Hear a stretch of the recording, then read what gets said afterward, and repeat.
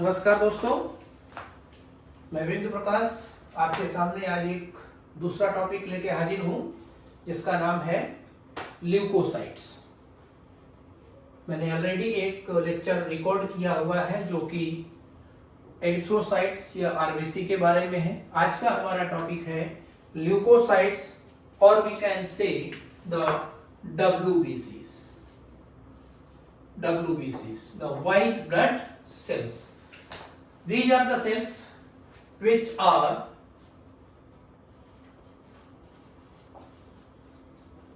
colorless. Colorless कहते हैं या हम इनको नॉर्मल white in appearance भी कह सकते हैं। These are the cells which are color cells. Colorless. अब the question arises here: if the previous cells that we studies are red in color, are having reddish appearance, then why these leukocytes are colorless? So these are colorless because due to absence of hemoglobin in them. जो haemoglobin एक प्रकार का respiratory pigment होता है, वो respiratory pigment इन leukocytes में नहीं होता और इसी कारण से ये जो सेल्स होती हैं वो कलरलेस होती है और that is why their name is leukocytes. Leuko means colourless or said the cells. So these are colorless cells in the body. These are nucleated blood cells. These are nucleated blood cells. Along with the nucleated blood cells, since they are lacking hemoglobin, so do not transport gases. Gases means two respiratory gases, oxygen and carbon dioxide, इसका transportation इनके through नहीं होता है। Here we have the count और we can say it is basically TLC, that is total leukocyte count. Total leukocyte count ये approximate near about 6,000 to 8,000 पर mm cube of blood होता है। इनका जो नॉर्मल काउंट होता है ये लगभग मानिए 6,000 to 8,000 पर mm cube. These are the kind of cells which are known to be as least in count. हमारे ब्लड में जो तीन टाइप का सेलुलर फ्रेगमेंट है या कह सकते हैं फॉर्म्ड एलिमेंट है, जिसमें से एक एरिथ्रोसाइट, दूसरा ल्यूकोसाइट और तीसरा भी हम पढ़ेंगे थ्रोम्बोसाइट्स। इन तीन में से जो लीस्ट काउंट होता है वो WBCs का होता है। These are the cells which are nucleated, लेकिन in few WBCs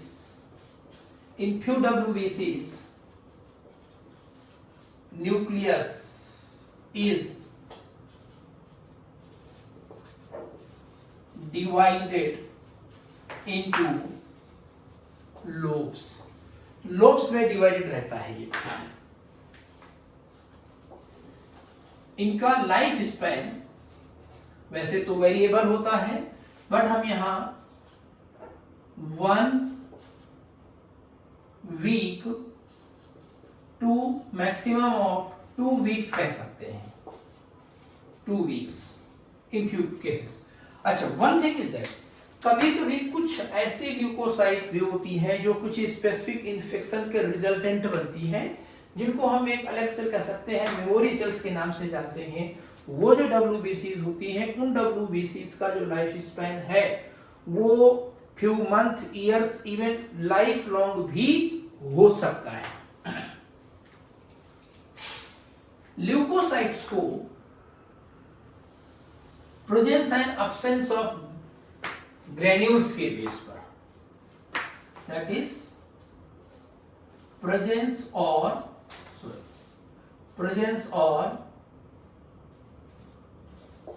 absence of granules divided into two types. दो टाइप में डिवाइड किया गया है और ये जो दो टाइप में डिवाइड किया गया है, इन दो टाइप की सेल्स में से इनको हम लोग बोलते हैं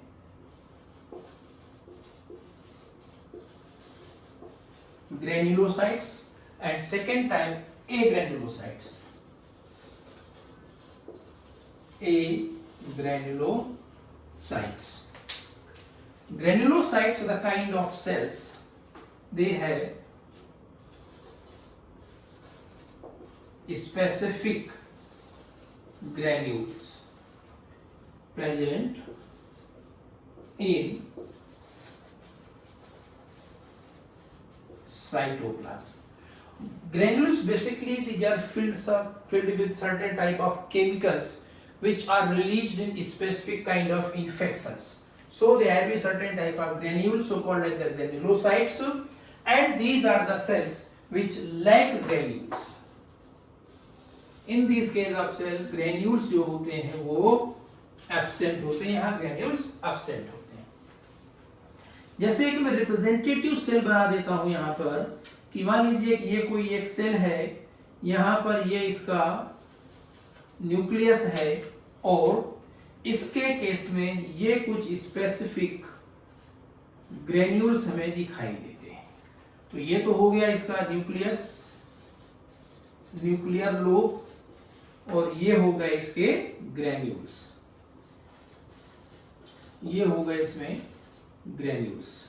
जबकि एग्रेनुलोसाइट्स के केस में अगर देखा जाए तो यहां पर न्यूक्लियस में बी राउंडेड और किडनी से along with the absence of granules in the cytoplasm. यहां इनके साइटोप्लाज्म में ग्रेन्यूल्स एब्सेंट होती हैं, जबकि इनके साइटोप्लाज्म में यहां पर ग्रेन्यूल्स प्रेजेंट होती हैं. So the presence and absence of granules leukocyte को दो कैटेगरी में डिवाइड करते हैं. One category is of granulocytes and another category of agranulocytes. जो ग्रेनुलोसाइट्स होती हैं उनके केस में या उनके साइटोप्लाज्म में certain type of granules present हैं. वो ग्रेन्यूल्स कुछ स्पेसिफिक केमिकल से फिल्ड होती हैं. जब भी किसी टाइप के कुछ इन्फेक्शंस होते हैं, उन स्पेसिफिक इन्फेक्शन के टाइम पर ये ग्रेन्यूल्स रिलीज होती हैं और उस इन्फेक्शन को न्यूट्रलाइज करने का काम करती हैं.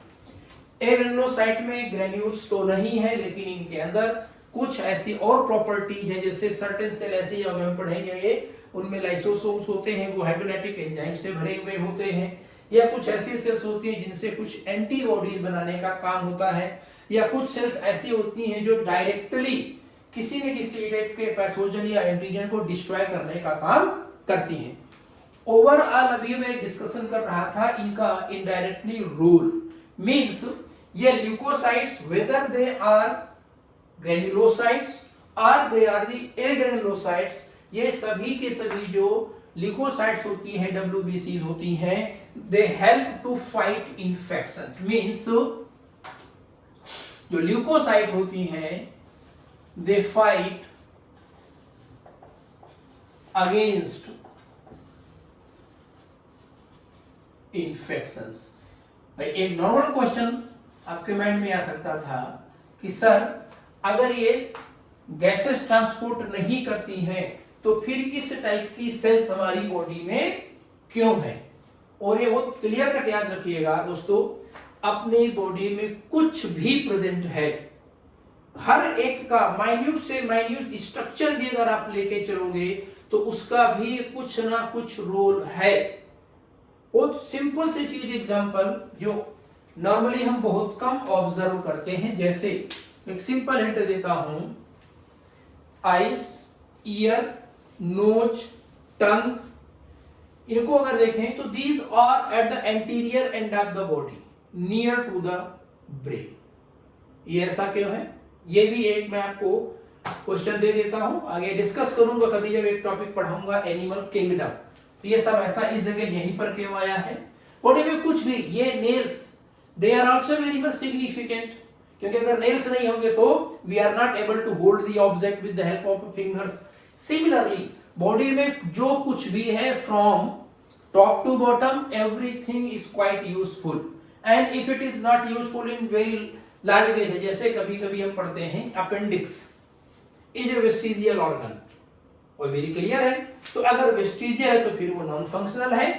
लेकिन जब हम इम्यूनिटी का केस पढ़ेंगे तो यही एक जो अपेंडिक्स होती है वहां पर lymphoid tissue present means there is a storage of lymphocyte present है।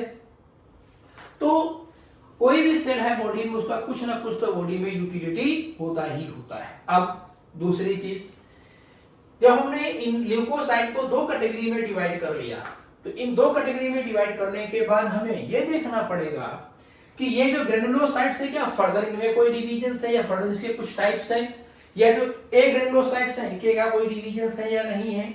तो हाँ दोस्तों, ये वेरी क्लियर है कि ग्रेनुलोसाइट्स और ए ग्रेनुलोसाइट्स को फर्दर अलग अलग टाइप की सेल्स में डिवाइड किया गया है और वो जो डिवीजन है वो उसके न्यूक्लियस के लोब पर डिपेंड है। एक्चुअली क्या है, ये जो ग्रेनुलोसाइट्स होती हैं, इन ग्रेनुलोसाइट्स का जो न्यूक्लियस होता है वो छोटे छोटे 2 या मोर देन 2 लोब्स में डिवाइड होता है। जैसा कि इधर एक रिप्रेजेंटेटिव डायग्राम जो मैंने आपको यहाँ ड्रॉ करके दिखाया है, यहाँ पर ये मैंने जो हॉर्स शू शेप दिखाया कहे जो अपना ये ईयर फोन आता है लगाने वाला, उस वैसा कुछ दिखाई दे रहा है, हेडफोन जैसा ना ये, तो हेडफोन जैसा दिख रहा है। तो ये जो 2 लोब्स आपको दिखाई देते हैं और दोनों लोब के बीच में ये कनेक्टिंग स्ट्रक्चर जिसको हम लोग बोलते हैं इस्थमस। तो ये जो ग्रेनुलोसाइट्स होती हैं, ये ग्रेनुलोसाइट्स फर्दर 3 टाइप की होती हैं। ग्रेनुलोसाइट्स फर्दर ये 3 टाइप की हैं। इनमें से एक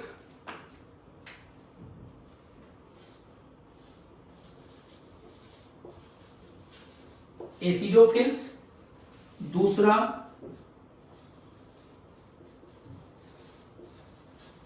basophils and third category is of neutrophils. ये 3 टाइप की सेल्स होती हैं। Acidophils also known as eosinophil. और जो ग्रेनुलोसाइट्स हैं ये केवल इनके न्यूक्लियर प्रॉपर्टी पर ही क्लासिफाइड नहीं है। इनका जो क्लासिफिकेशन है this is based on nature of nucleus plus one more their dyeing property या staining property plus staining property. इन 2 पर डिपेंड करता है, एक तो उनकी न्यूक्लियर प्रॉपर्टी और एक स्टेनिंग प्रॉपर्टी पर। ऐसी सभी granulocytes those can be stained by using acidic dyes so called eosinophils। जो रेड कलर का एसिडिक डाई है उसके द्वारा इसको हम डाई करते हैं। That mean stained by acidic dyes। Here stained by basic dye। जैसे इसमें एग्जांपल है एसिटोकार्बीन, यहां पे सकते हैं मिथाइलिन ब्लू, और ये have same reaction with both acidic and basic, so what is neutrophil है।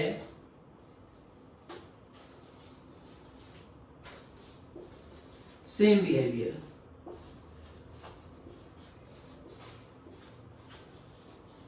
with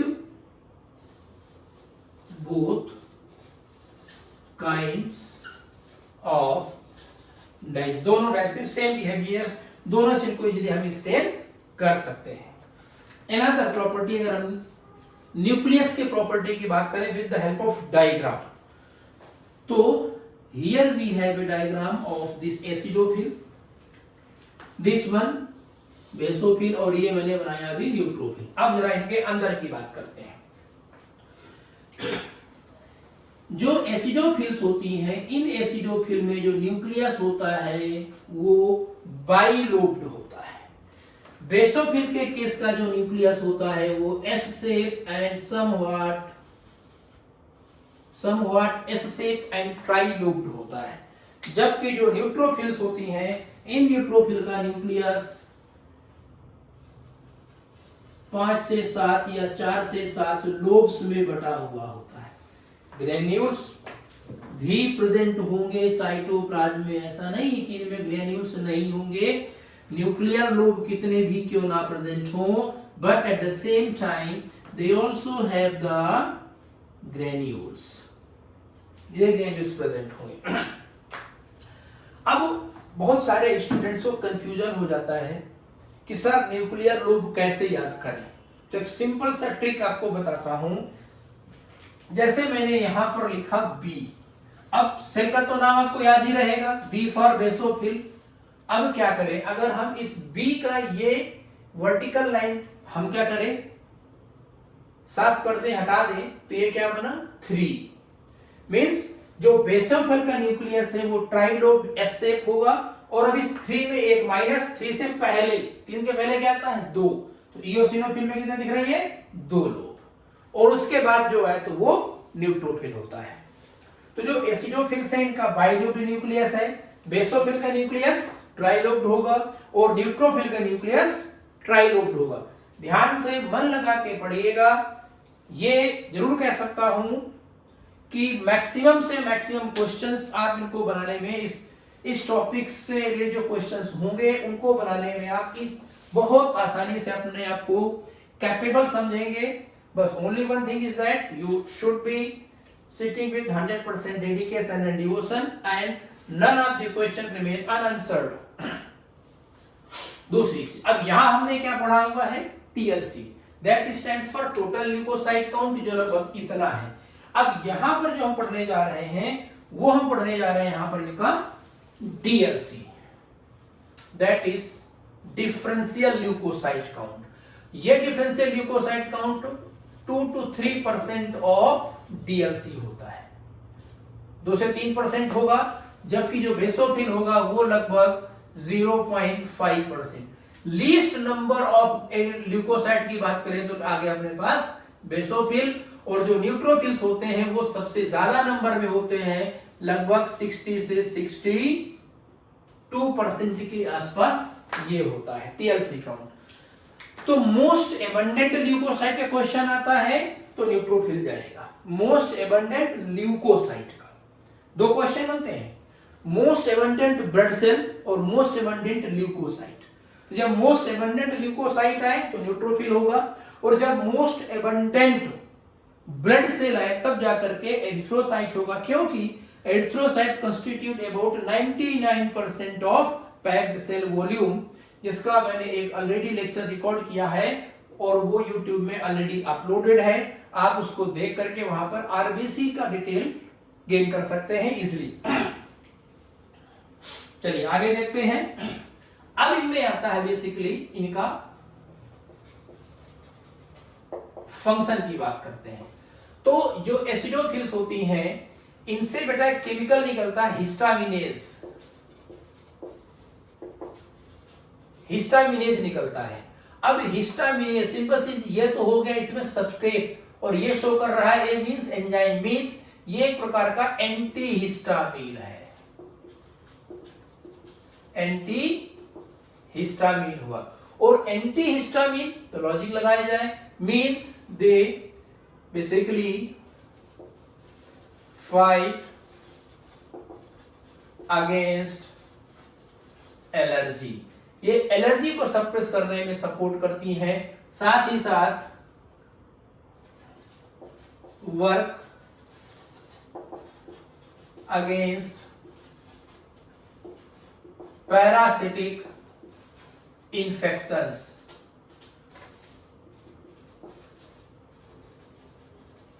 पैरासिटिक इंफेक्शन जैसे कि कह सकते हैं हम लोग वर्म इंफेक्शन लाइक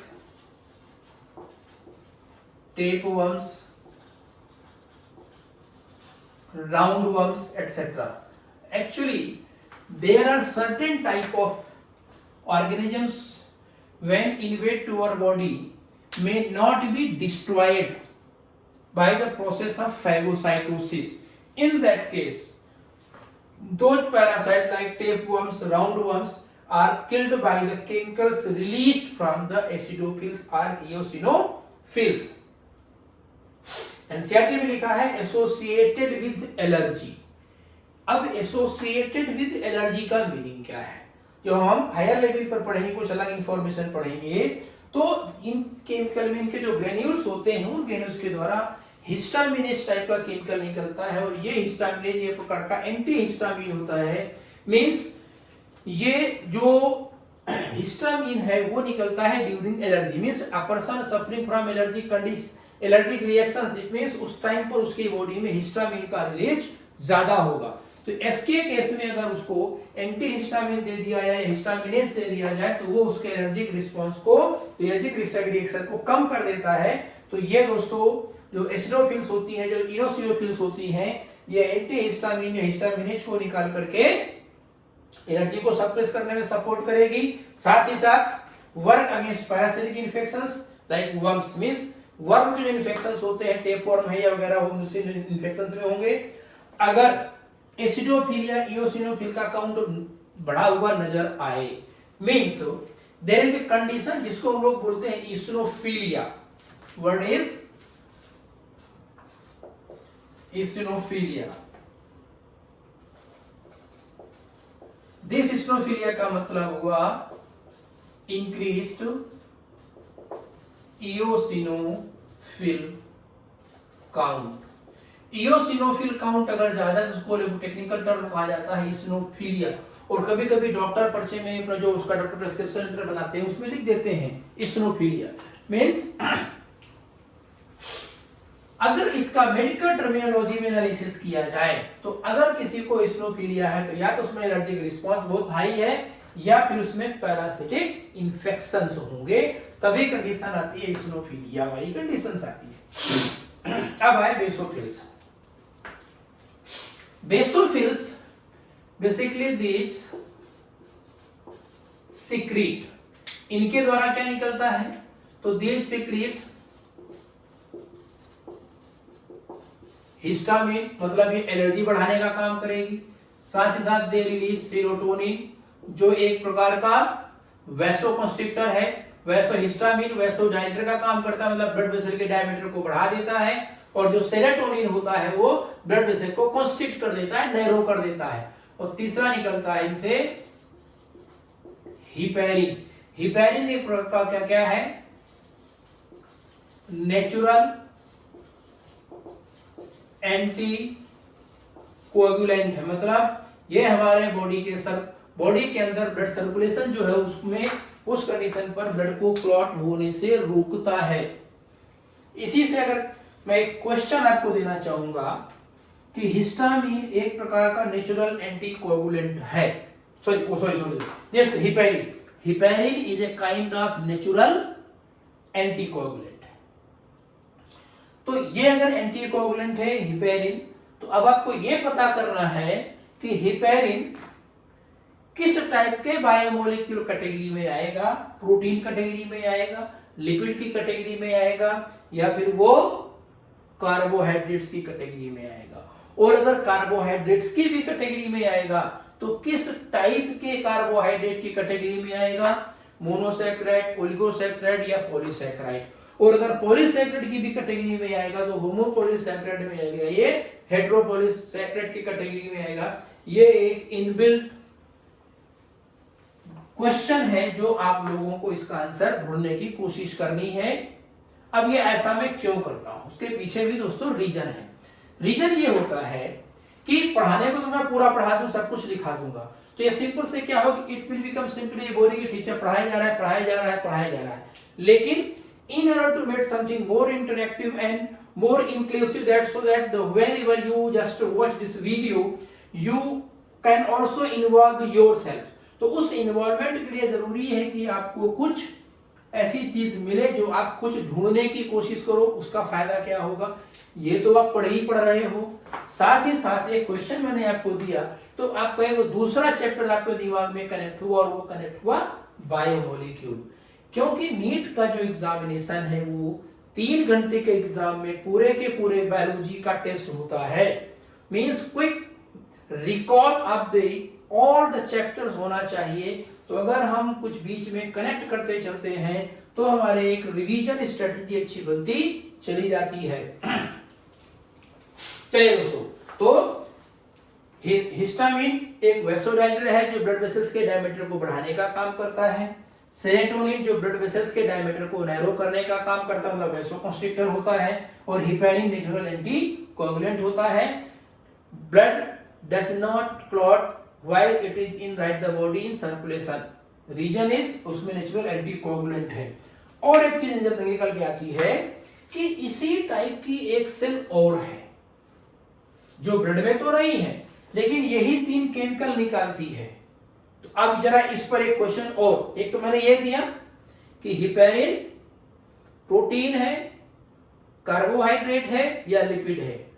कार्बोहाइड्रेट है तो कौन सा कार्बोहाइड्रेट है। और दूसरा क्वेश्चन आपको मैं ये देता हूं इसी में से कि हिस्टामिन, सेरोटोनिन और हिपैरिन सीक्रेटिंग ऐसी और कौन सी दूसरी सेल है जो कनेक्टिव टिश्यू में पाई जाती है। Very clear. तो इतना आपको काम करना है। चलिए आगे देखते हैं। Neutrophils. Neutrophils, the most abundant leukocyte, the nucleus having 5 to 7 lobes. These neutrophils basically perform the function of phagocytosis. ये phagocytosis का काम करती हैं। Phagocytosis means the kind of process in which these engulf the pathogenic agent, those are present in blood और any kind of other infected cell जो blood में है या बॉडी टिश्यूज में कहीं पर प्रेजेंट हैं, उनको इंगल्फ करके अपने एंजाइम के हेल्प से डिस्ट्रॉय करने का काम करती हैं। न्यूट्रोफिल्स में कभी कभी हम एक चीज और देखते हैं, और वो क्या देखते हैं। In case of neutrophils sometimes we come to see about the specific type of drum stick like structure known to be as bar body. Here मैं एक ये हैशटैग बना के इंफॉर्मेशन दे रहा हूं। न्यूट्रोफिल्स के न्यूक्लियस में एक स्ट्रक्चर हमें मिलती है ड्रम स्टिक लाइक, और ये drum stick like structure is known as bar body. अगर खास जैसे कि इन केस ऑफ जो एमनियोसेंटेसिस होती है तो वहां पर जो एमनियोटिक फ्लूइड निकालते हैं वहां पर फीटल ब्लड सेल्स होती हैं, और जब उन फीटल ब्लड सेल्स का क्रोमोसोमल एनालिसिस किया जाता है तो अगर सेल्स के अंदर ये ड्रम स्टिक लाइक स्ट्रक्चर निकली जिसकी फर्स्ट टाइम डिस्कवरी बार नामक साइंटिस्ट ने की थी, तो उसका नाम दिया गया बार बॉडी। ये जो बार बॉडी है बेसिकली होता क्या है, this Barr body is heterochromatized X chromosome, और ये जहां या जिस फीटल सेल, जिस फीटस के एमनियोटिक फ्लूइड से ये सेल्स निकाली गई हैं जिनमें बार बॉडी मिला है, तो सीधा सा मतलब ये हुआ कि ये जो चाइल्ड होगा वो चाइल्ड एक फीमेल चाइल्ड होगा। Means presence of drum stick like structures in the neutrophils represent that the growing fetus is a female child, or thus this kind of condition is being misused by many people to identify the sex of the fetus, and finally they go for the abortion of that fetus. चलिए खैर ये हो गया। I think आपको बिल्कुल clear हो गया होगा। फिर भी आपको कुछ ऐसा लगता है तो जब आप इस वीडियो को देख रहे हो तो आपके मन में कोई क्वेश्चन आए तो आप कमेंट बॉक्स में जरूर डालिए। मैं उस कमेंट बॉक्स में सेलेक्ट करने के बाद आपके उस क्वेश्चन का आंसर देने की पूरी कोशिश करूंगा। चलिए अब हम बात करने जा रहे हैं यहाँ पर दूसरे fragment, that is granulocyte, agranulocytes की। तो these are the kind of cells which like granules in their cytoplasm. इन ग्रेन्यूल्स नहीं होते हैं। ये जो एग्रेन्युलोसाइट्स हैं फर्दर 2 टाइप की होती हैं। इनमें से एक मोनोसाइट्स और दूसरी होती हैं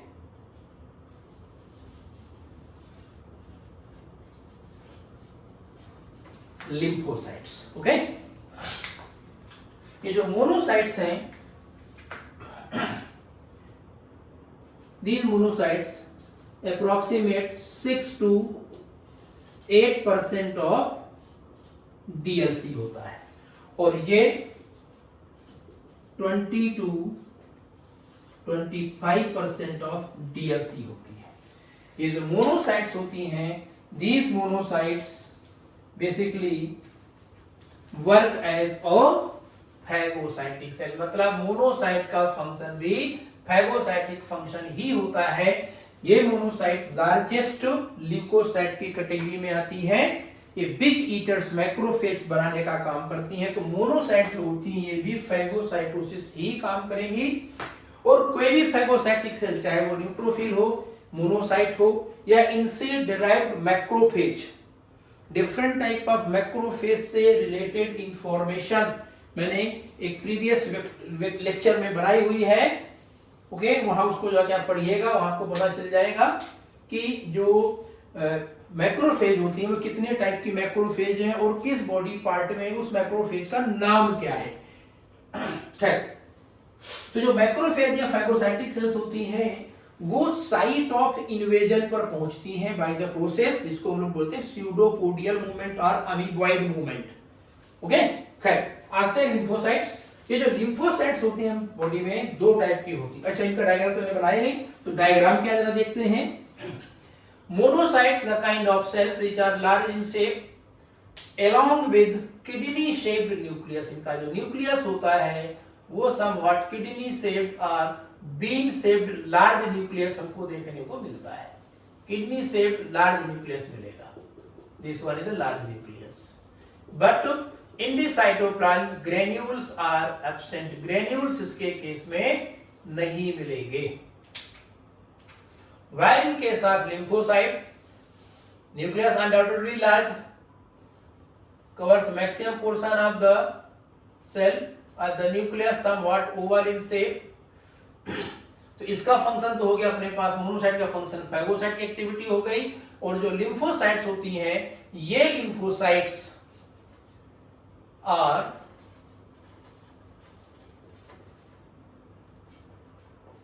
responsible for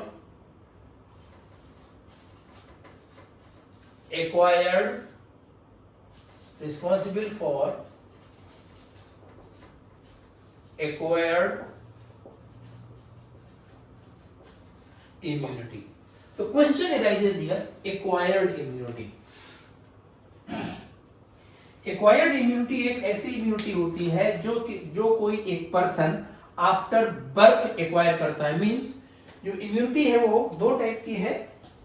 the kind of immunity that present by birth, जिसको हम लोग इनेट बोलते हैं, and acquired immunity the kind of immunity which develops in a person's body only after infection, उसको हम लोग बोलते हैं acquired immunity, also called as adaptive immunity, जो 12th में इम्यूनिटी के टॉपिक में फर्दर डिस्कस करेंगे।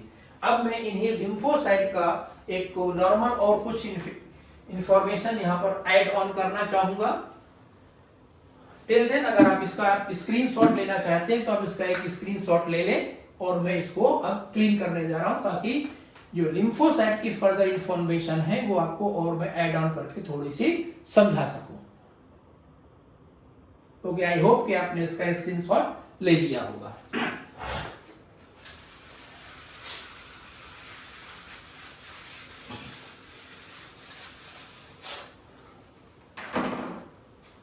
लिम्फोसाइट्स,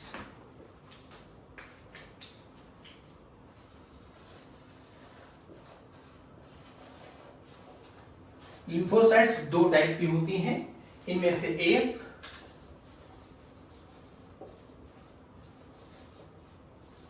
टी लिम्फोसाइट्स और दूसरी होती है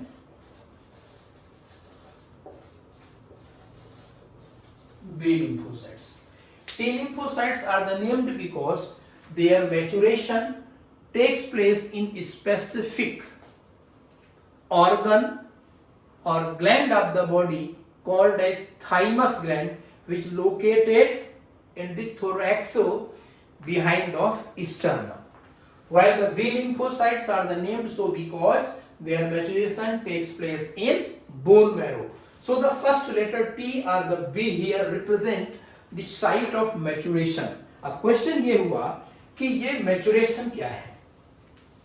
तो मैच्योरेशन सिंपल मान के चलिए it is a kind of training process. जैसे कि अगर जो पुलिसमैन हुए, भर्ती होने के बाद वो डायरेक्टली कभी भी पोस्टिंग में तो नहीं जाते ना, उनको क्या करना होता है, ट्रेनिंग करना होता है, ताकि वो उस कुछ रूल्स को भी समझ सके, जो रेगुलेशंस जो हमारे लॉज हैं उनको समझ पाए, साथ ही साथ वो लोगों की साइकोलॉजी को समझ पाए, ताकि उनके अकॉर्डिंगली वो अपने आप को रिस्पॉन्ड कर सके। या कभी कभी बहुत ज्यादा लोग होते हैं कि जो कुछ लोग ऐसे होते हैं जो उनके हाव भाव से पहचान जाते हैं कि ये गलत है या सही है। तो वही चीज यहाँ कहानी है। मैच्योरेशन वो ट्रेनिंग प्रोसेस होती है जिसके दौरान इन लिम्फोसाइट को एंटीजन सेंसिटिव बनाया जाता है। एंटीजन सेंसिटिव बनाने का मतलब ये हुआ कि इनके अंदर वो प्रॉपर्टी डेवलप की जाती है, they can easily detect the antigen present in somewhere in body. तो this is process of maturation. So the letter written just before lymphocyte shows that the site of their maturation। जो T lymphocytes होती हैं, these T lymphocytes responsible for cell mediated immunity, CMI जिसको short में बोलते हैं CMI, और जो B lymphocytes होती हैं these are responsible for antibody mediated immunity और AMI, antibody mediated immunity और AMI। this is also called as humoral immunity। it is so because that the antibodies are dissolved in blood plasma body humor। Antibody is also known as immunoglobulins, the kind of gamma globulin secreted from lymphocyte। जब आप plasma के topic का study करेंगे तो वहां मैंने पढ़ाया हुआ है प्लाज्मा प्रोटीन्स में इम्यूनोग्लोबुलिन्स। तो इस प्रकार से ये लिम्फोसाइट है। लिम्फोसाइट CMI मतलब सेल मेडिएटेड इम्यूनिटी, इसके भी फर्दर टाइप्स होते हैं, जैसे नाम सुना होगा T lymphocyte, then after cytotoxic T cells, regulatory T cells. B lymphocyte में से भी दो टाइप की होती हैं, एक होती है प्लाज्मा सेल्स। इस B lymphocyte का एक टाइप निकला कौन सा, प्लाज्मा सेल्स। और ये प्लाज्मा सेल का काम होता है टू सिक्रीट एंटीबॉडीज। वही इसी में से एक सेल बी लिम्फोसाइट जब काम करना शुरू करती है, दो टाइप की सेल बनाती है, एक तो प्लाज्मा सेल जो कि एंटीबॉडी का सेक्रेशन करेगी, और जो दूसरी सेल होती है वो होती है कि मेमोरी सेल्स। ये मेमोरी सेल फ्यूचर इन्फेक्शंस के लिए होती है, फ्यूचर इन्फेक्शन के लिए होती है। मींस कि जैसे कि कोई बैक्टीरिया फर्स्ट टाइम बॉडी में इन्फेक्ट करता है तो उस समय बी लिम्फोसाइट का डिवीजन होगा, और डिवीजन के रिजल्टेंट दो टाइप की सेल बनेगी, एक तो प्लाज्मा सेल बनेगी और मेमोरी सेल बन जाएगी। ये जो प्लाज्मा सेल होगी वो इमीडिएटली वहीं पर काम करना शुरू कर देती है, एंटीबॉडी बनाना शुरू कर देती है और बैक्टीरिया को डिस्ट्रॉय कर देती है। लेकिन जो मेमोरी सेल्स होती हैं वो बॉडी में स्टोर हो जाती हैं फॉर फ्यूचर पर्पज की। अगर वही बैक्टीरिया दोबारा बॉडी में इन्फेक्ट करता है तब ये मेमोरी सेल्स काम करती हैं। जैसे आप सबने सुना होगा कि जो चिकन पॉक्स नॉर्मली लोगों को लाइफ में एक बार ही होता है, उसका कारण है कि जब फर्स्ट टाइम इन्फेक्शन होगा तो उस फर्स्ट इन्फेक्शन के दौरान क्या होता है कि दो टाइप की सेल बन जाती है, एक तो प्लाज्मा सेल और एक मेमोरी सेल। जो प्लाज्मा सेल है इस फर्स्ट इन्फेक्शन में काम करेगी, वायरस को बॉडी से एलिमिनेट कराने का काम करेगी, वायरस को डिस्ट्रॉय करने का काम करेगी। लेकिन उस टाइम पर जो मेमोरी सेल्स बनेगी वो बॉडी में लाइफ लॉन्ग रहती हैं कि जब दोबारा कभी उस चिकन पॉक्स के वायरस का इन्फेक्शन हो तो ये मेमोरी सेल इमीडिएटली काम करें और उस वायरस को या उस वायरस के द्वारा रिलीज केमिकल को न्यूट्रलाइज कर सके। ये वैसा ही एग्जांपल आप कह सकते हो उस मेमोरी सेल के बारे में कि जैसे कोई व्यक्ति पहली बार अपने दरवाजे पर नॉक करता है और हम उसको नहीं जानते तो जनरली हम दरवाजा नहीं खोलते तब तक जब तक हम उसका इंट्रोडक्शन नहीं कर लेते हैं। और once we get the introduction, समझ गया कि नहीं एक सही आदमी है, जान पहचानता है, हमारे पेरेंट्स का जान पहचान का है तो उसको हम अंदर बुला लेते हैं। लेकिन अगर वही व्यक्ति 2-4 महीने के बाद में आए तो अब हमें दोबारा से उसका इंट्रोडक्शन लेने की जरूरत नहीं है। Very clear. क्यों? क्योंकि पहली बार ऑलरेडी सब कुछ अपने बारे में बता चुका है, तो उसकी पूरी इंफॉर्मेशन हमारे ब्रेन में इमीडिएटली हमें रिकॉल होती है, मतलब हमारे ब्रेन में एज ए मेमोरी वो स्टोर रहती है, तो वो इमीडिएटली हमारे ब्रेन में हमको रिकॉल होता है और पता करने के हाँ भाई ये वही व्यक्ति है जो आज से कुछ दिन पहले आया था। Thank you so much. Video देखने के बाद आप एक बार इसको दोबारा से फिर एनालाइज करें कि कहां पर आपको कुछ चीजें भूल रही हैं, कुछ चीजें अगर समझ में नहीं आई हुई हैं तो you just simply comment. I will go through your comments and then I will try to answer you, or sometimes I will going to take very soon I am going to take the live class, and then in the live class you can discuss your doubts for the time. Thank you so much. May God bless you all.